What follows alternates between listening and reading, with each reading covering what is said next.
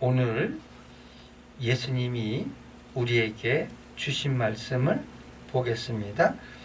말씀은 마태복음 16장 13절부터 20절 말씀 되겠습니다. 오늘 말씀은 한마디로 축약하면 베드로의 신앙 고백입니다. 베드로가 신앙 고백을 어떻게 했냐? 주는 그리스도시요 살아계신 하나님의 아들이심을 믿습니다. 우리 교회에서도 신앙 고백을 바로 이 구절로 합니다. 여러분 잘 생각해 보시기 바랍니다. 예전에는 교회에서 예배 드릴 때 신앙 고백 뭘로 하신지 아십니까? 사도신경 했어요. 그렇죠? 여러분 생각해 보시기 바랍니다. 옛날에는 예배 도주 중에 반드시 신앙 고백을 했어요. 근데 그 신앙 고백이 사도신경이었습니다. 그런데 어느 순간부터인가 그나마도 사도신경 신앙 고백 안 하죠. 여러분 큰 교회든 작은 교회든 한번 가보시기 바랍니다. 그러면 어느 순간부터인가 옛날에는 사도신경을 신앙을 고백했는데 이제는 그것조차도 하지 않습니다. 그런데 우리 영광교회는 왜 사도신경을 신앙 고백을 하지 않고 왜 이 마태복음 16장 16절 말씀을 왜 신앙 고백으로 지금 하고 있을까? 우리나라 어떤 교회에서도 큰 교회든 작은 교회든 이제는 신앙 고백 안 했는데 왜 영광교회만은 이 신앙 고백을, 그것도 사도신경이 아닌 이 마태복음 16장 16절 신앙 고백을 꾸준히 하고 있을까 하는 겁니다. 오늘 이 말씀을 듣는 여러분은 어떤 사람이다? 성경에는 분명히 이렇게 기록되어 있습니다. 17절 예수님이 직접 말씀한 거예요. 뭐라고 말씀하냐면 이렇게 얘기합니다. 바요나 시몬아 내가 복이 있도다. 이를 알게 한 건 누구다? 이는 혈육이 아니요 하늘에 계신 내 아버지다. 베드로가 고백한 이 신앙 고백은 베드로가 한 것이 아니라 누가 했다? 신이신 하나님이 직접 하게 만들었다. 이것이 신앙 고백입니다.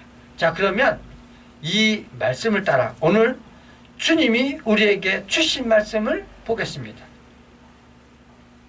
먼저 13절 예수께서 빌립보 가이사랴 지방에 이르러 제자들에게 물어 이르되 사람들이 인자를 누구라 하느냐? 그러면서 예수님이 빌립보 가이사랴로 들어가요. 이 빌립보 가이사랴라는 지역은 무슨 지역이냐? 이방 지역이고요. 이방 신이 창궐하는 지역입니다. 이 지역은 갈릴리 호수에서 북동쪽으로 40km 정도 떨어져 있는 지역이에요. 그러니까 어디에 가깝죠? 지금 이스라엘에서 북동쪽으로 가면 어디죠? 시리아와 가깝다고 보면 돼요. 근데 그 이 지역이 빌립보 가이사라는 건 뭐냐면 이 당시에 갈릴리를 다스렸던 분봉왕은 누구냐면 헤롯 안드리빠예요. 이 헤롯 안드리빠 동생이 누구냐? 헤롯 빌립입니다. 그 말씀이 어디 나오냐면 마태복음 14장에 보면 이렇게 나오죠. 1절 그때 분봉왕 헤롯이 예수의 소문을 듣고 이렇게 나오죠. 3절에는 이렇게 났습니다. 전에 헤롯이 그 동생 빌립의 아내 헤로디아 일로 이렇게 나오죠. 그래서 이 빌립은 누구냐? 바로 갈릴리 지방 분봉왕 헤롯의 동생 빌립이에요. 그래서 이 헤롯은 누구냐? 예수님 당시에 있었던 헤롯 대왕의 아들 헤롯 안드리빠예요. 빌립은 헤롯 빌립이고요. 자, 그럼 헤롯 그럼 우리는 뭐라고 얘기하냐면 제 이름이 뭐죠? 박기헌입니다. 그러면 제 원래는 뭐야? 야, 기현인데 박은 뭐죠? 조상의 성을 따라서 오는 거예요. 그래서 헤롯이라는 것은 이 조상을 얘기해요.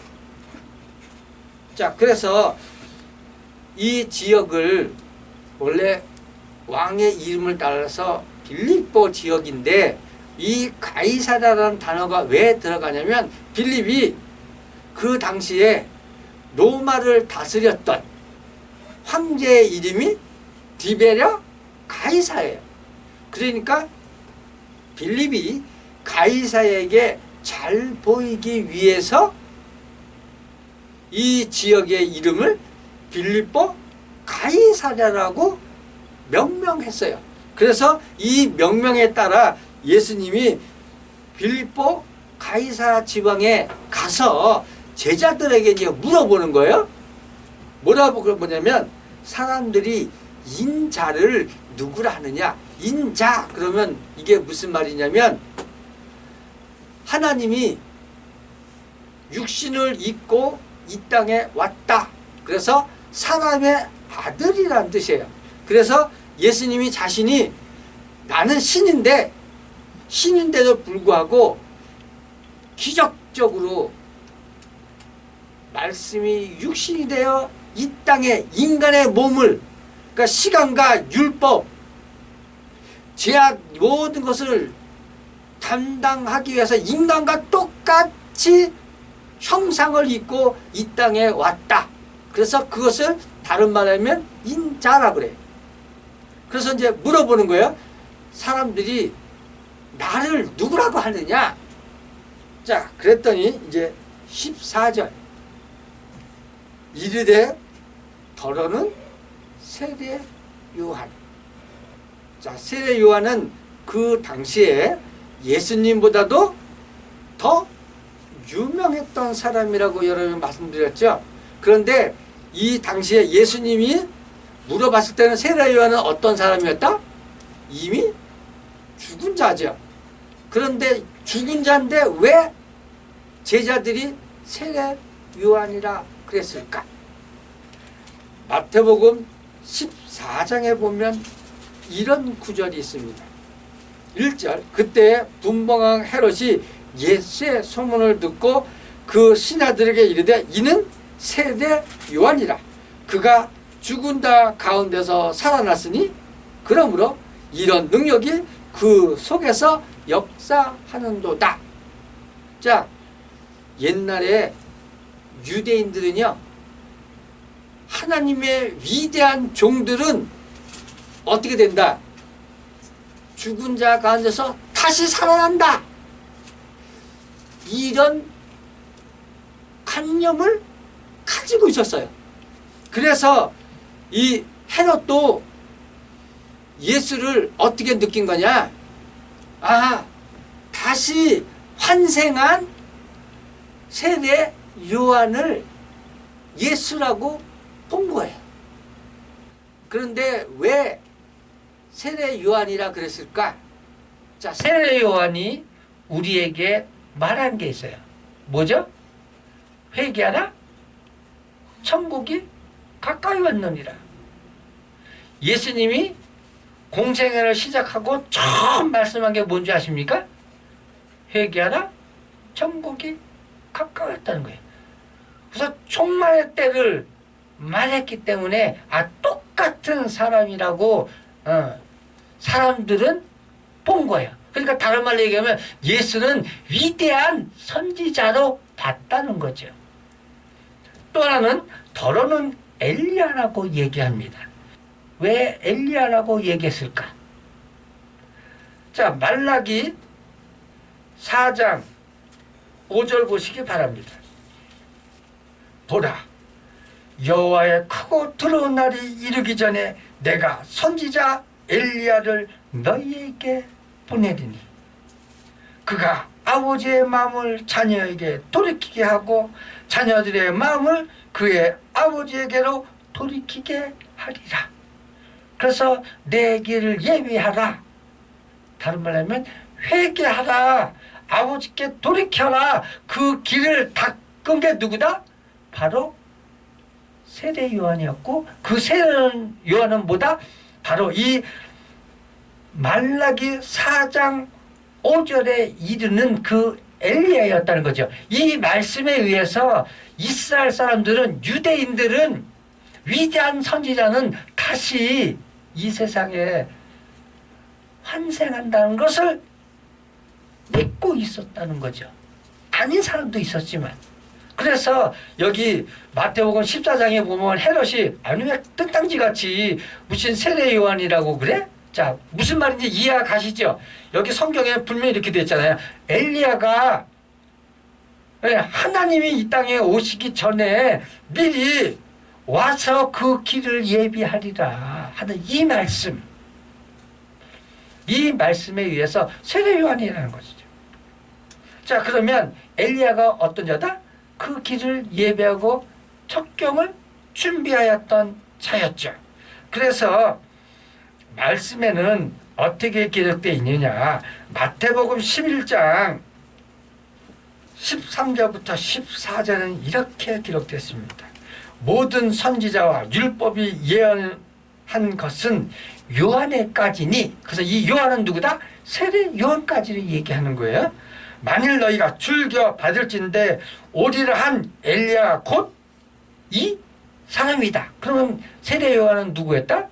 엘리야였다는 게 나오죠. 보겠습니다. 마태복음 17장 11절 12절 예수께서 대답하여 이르시되 엘리야가 과연 먼저 와서 모든 일을 회복하리라. 내가 너에게 말하노니 엘리야가 이미 왔으되 사람이 알지 못하고 임의로 대우하였도다. 인자도 이와 같이 그들에게 고난을 받으리라 하시니 그제야 제자들이 예수께서 말씀하신 것이 세례 요한인 줄 깨달으니라. 명확하지요. 자, 그러면 엘리야는 뭐죠? 주의 길을 예비한 자. 그래서 이 엘리야와 같이 예수님도 뭐라고요? 엘리야가 이미 왔을 때 임의로 너희가 대우한 것처럼 예수도 그들에게 고난을 받으리라. 이렇게 사람들이 소문에 예수는 때로는 세례 요한, 때로는 엘리야라고 얘기했지만 그 소문의 진위는 바로 이렇게 된다는 거죠. 어떤 이는 예레미야나 선지자 중 하나이다. 이르시되 너희는 나를 누구라 하느냐. 여기서 예레미야 나오죠. 자, 예레미야 그러면 대표되는 게 뭐죠? 예레미야 그러면 나오는 게 있어요. 예레미야는 이스라엘의 멸망을 앞두고 이스라엘은 멸망한다. 그래서 예루살렘을 보고 눈물을 흘렸던 눈물의 선지자라고 얘기해요. 자, 그러면 예수님은 어땠을까요? 누가복음 19장 41절 보시기 바랍니다. 그럼 여기에는 이렇게 돼 있어요. 가까이 오사 성을 보시고 우시며. 여기서 예수님이 하신 거야. 가까이 오사 성을 보고 우시며. 근데 이 성이 어디냐? 예루살렘 성이에요.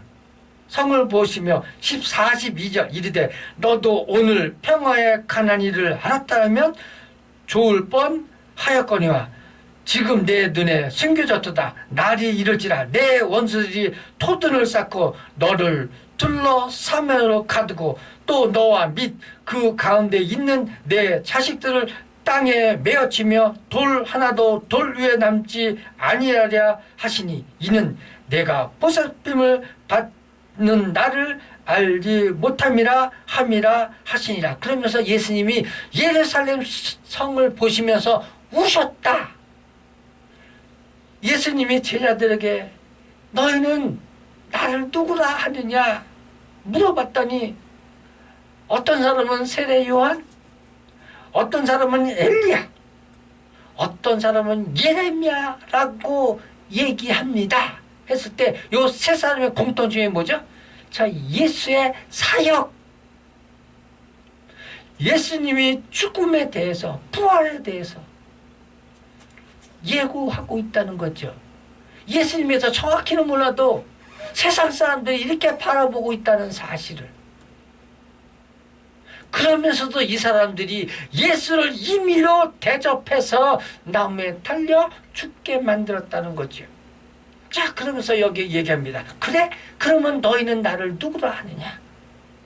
16절. 베드로가 대답하여 이르되, 여기서는 베드로 돼 있죠. 17절에는 바요나 시모나 이렇게 돼 있죠. 자, 베드로의 진짜 이름이 뭐죠?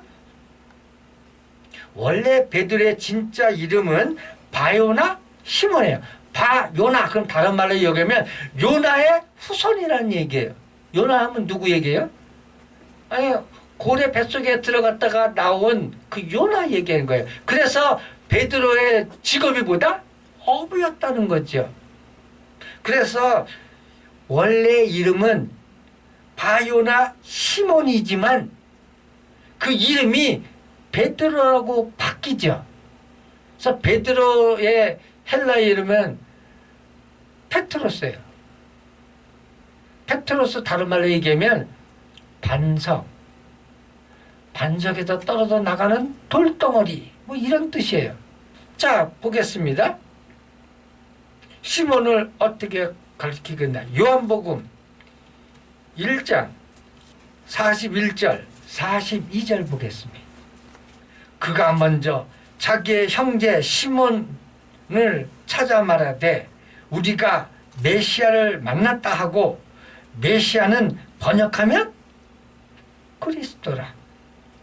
데리고 예수께로 오니 예수께서 보시고 이르시되 내가 요한의 아들 시몬이니 장차 게바라 하리라 하시니, 게바는 번역하면 베드로라.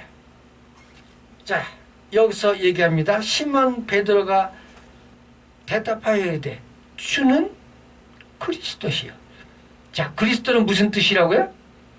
메시아라는 뜻이라고 그랬죠. 자, 메시아는 무슨 뜻이에요? 구원자라는 뜻이에요. 구원자, 구원자, 중보자. 요 메시아를 옛날 말로 하면 누굽니까?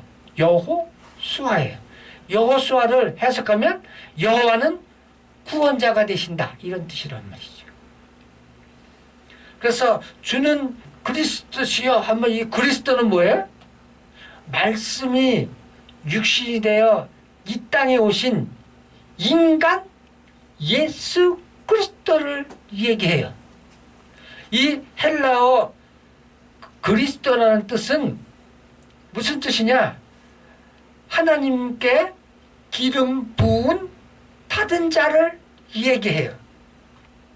기름 부음 받은 자. 그러면 하나님께로부터 기름 부음 받은 자는 누구예요? 첫째는 왕이죠. 그래서 예수 그리스도는 뭐다? 왕이다 하는 거예요. 왕은 다른 말로 얘기하면 예수 그리스도는 아버지다 하는 뜻이에요. 아버지다 하는 뜻은 뭐예요? 하나님이라는 뜻이라고요. 둘째는 제사장입니다. 제사장이 하는 일이 뭐죠? 인간과 하나님 사이에 인간이 범죄함으로 말미암아 이것을 중재해서 죄를 사하는 제사를 드리는 게 누구예요? 제사장이요. 그래서 중보자라 얘기해요. 그래서 예수 그리스도는 대제사장이라고 얘기해요. 세 번째는 무슨 직? 선지자를 얘기해요. 선지자는 뭐죠?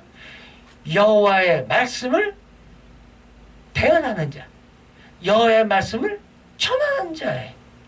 그래서 그리스도라는 뜻은 예수 그리스도가 말씀을 읽고 이 땅에 오신 하나님의 아들을 얘기해요. 이 그리스도라는 단어가 주는 그리스도시요 살아계신 하나님의 아들이 신이다. 자, 여기서 하나님의 아들은 알겠죠? 왜 하나님의 아들이냐? 하나님은 신은 계시죠. 그런데 그 계신 신이 육신을 입었으니까 태어났잖아요. 신으로부터 나왔죠. 그래서 아들이라는 단어가 나와요. 그렇지만 아들과 아버지는 뭐가 되죠? 하나입니다. 여러분 잘 생각해 보세요. 내가 아들을 낳았습니다. 그럼 그 아들이 누구예요? 나예요. 그걸 어떻게 아냐? 아이가 자랄 때 보면 누가 가르쳐 주지도 않았어. 그런데 나의 모습이 내 아들에게 있다니까요. 자, 그래서 여기서 하나님의 아들은 나오는데 앞에 있는 단어가 있어요. 살아계신 단어가 나오죠. 그래서 이 살아있다, 생명이다. 이건 누굴 뜻해요? 하나님을 뜻하고요. 이것은 곧 하나님의 신성을 얘기해요. 그리스도 그러면 하나님의 인성을 얘기하고요. 살아계신 단어를 뜻하면 하나님의 신성을 얘기합니다. 신명기 5장 26절에 보면 이렇게 기록되어 있습니다. 육신을 가진 자라서 우리처럼 살아계시는 하나님의 음성이 불 가운데 바람을 듣고 생존한 자가 누구냐? 여기 보면 살아계신 하나님이죠. 그래서 하나님 그러면 뭘 얘기해요? 끝도 없고 시작도 없고 영원한 존재. 어떻게 이 신이라는 것을 어떻게 해석할 수는 없어요. 네? 그래서 영원한 존재. 그래서 그냥 한마디로 얘기하면 생명 그 자체다. 그래서 우리를 다시 생명으로 할 수 있는 분은 오직 하나님이신데 그분이 누구다? 예수 그리스도라고 베드로가 신앙 고백한 거예요. 자, 여기까지는 알아들으셨죠? 자, 그러면 우리는 왜 이 신앙 고백을 할까 하는 거죠? 그 다음 구절 보겠습니다. 예수께서 대답하여 이르시되 바요나 시몬아. 그러면 원래 이름은 시몬인데 베드로라고 이름이 바뀌었죠.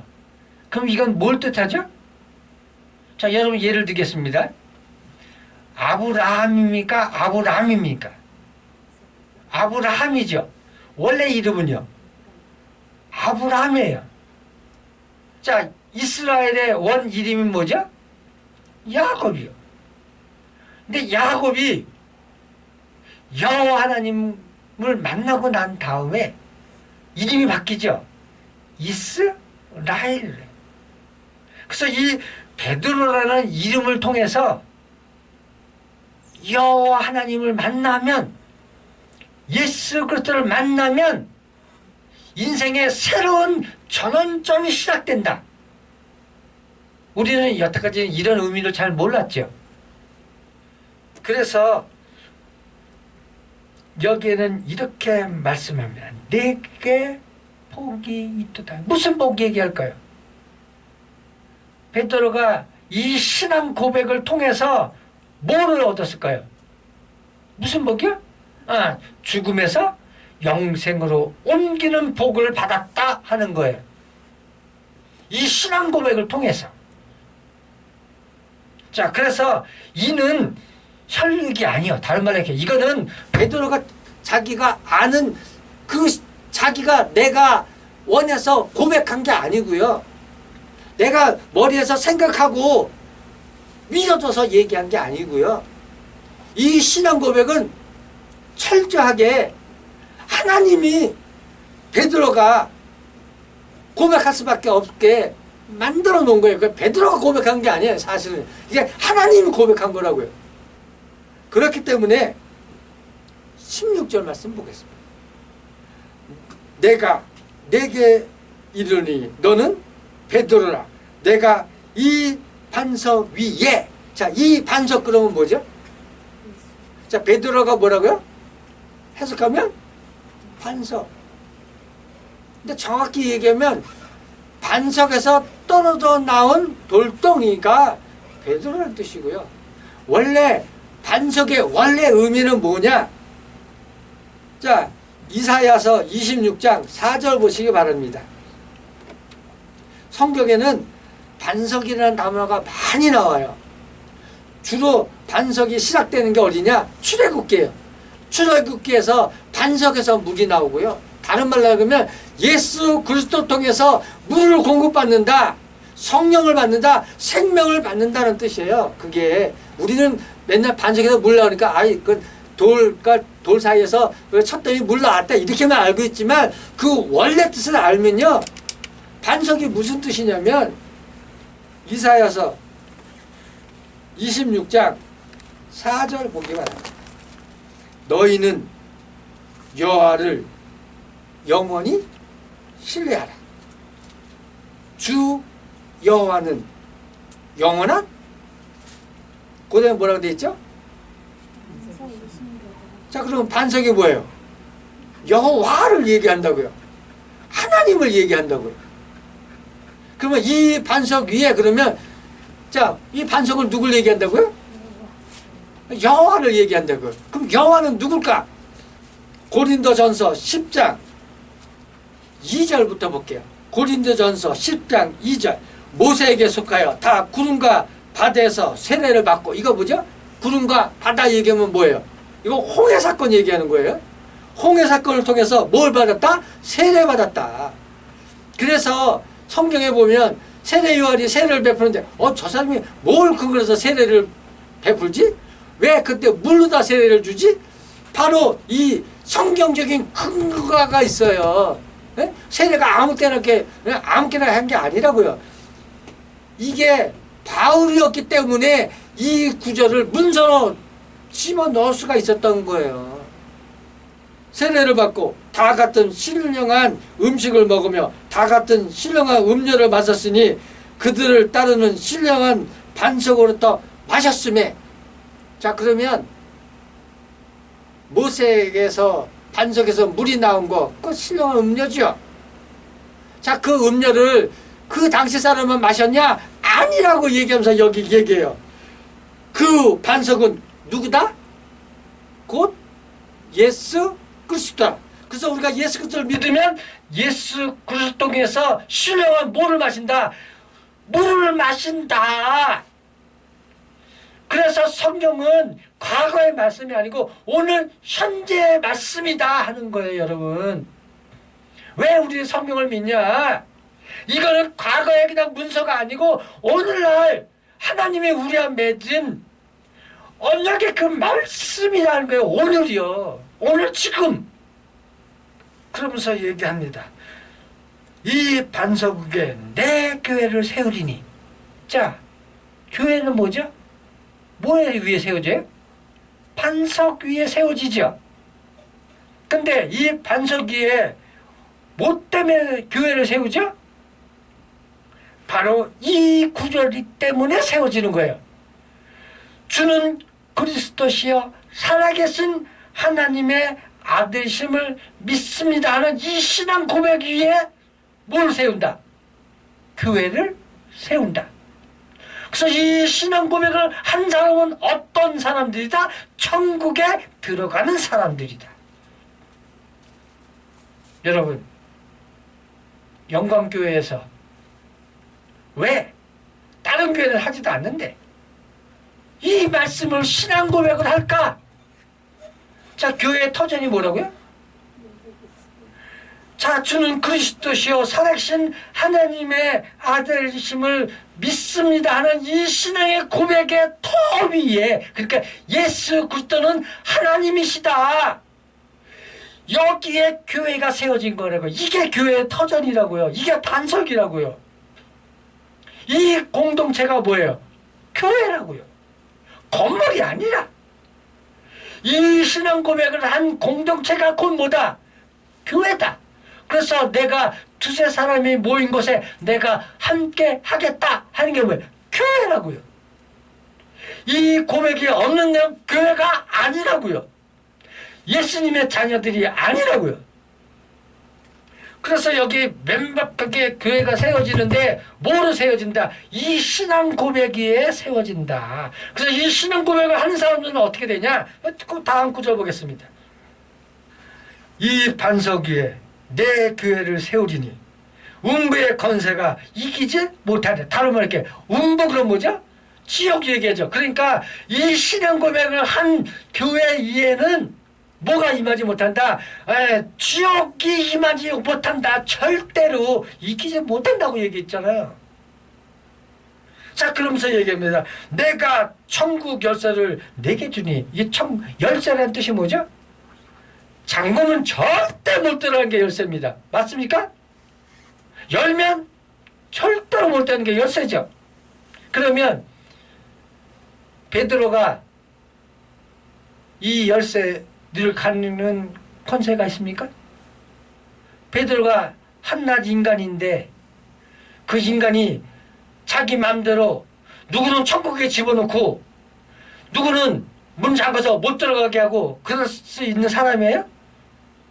뭔가 착각하고 있어요. 여러분, 지난주에 여러분 봤잖아요. 너희는 사두개인과 바리새인의 누룩을 조심하라. 저희가 지구 곳곳에 다니면서 한 사람을 구원하기 위해서 각각 되는 걸 10그릇 지옥 자식을 만든다 그러잖아요. 자, 그게 무슨 말이에요? 그들이 이렇게 열쇠를 맡겨뒀더니 열쇠를 맡겨뒀더니 지도 못 들어가면서 지도 천국에 못 들어가고 다른 이방인도 못 들어가게 만들었다 이런 뜻이죠. 근데 그들이 열쇠 가졌는지 알았어요? 유대인이? 몰랐죠. 이 열쇠가 그런 의미예요. 자, 그래서 사도행전 2장 보시기 바랍니다. 왜 목사님이 이 신앙 고백에 이 교회를 세웠다 하는 해석이 맞나? 14절부터 42절 말씀 보면 이 말씀이 정확하게 응답합니다. 자, 보겠습니다. 베드로가 11사도와 함께, 여기 베드로가 한 명만 기록된 게 아니죠. 11사도죠. 그러면 이 열쇠는 베드로에게만 주어진 게 아니고 예수님의 말씀을 전하는 모든 사람에게는 뭘 주어졌다? 권세를 주어졌다는 거예요. 이 천국 열쇠의 권한을 주었다. 권세를 주었다. 왜 목사님을 존경해야 되냐? 바로 이 열쇠를 갖고 있기 때문에 권세, 권위를 가졌기 때문이에요. 여러분. 그렇기 때문에 목사님을 존경하는 거예요. 네? 자, 보겠습니다.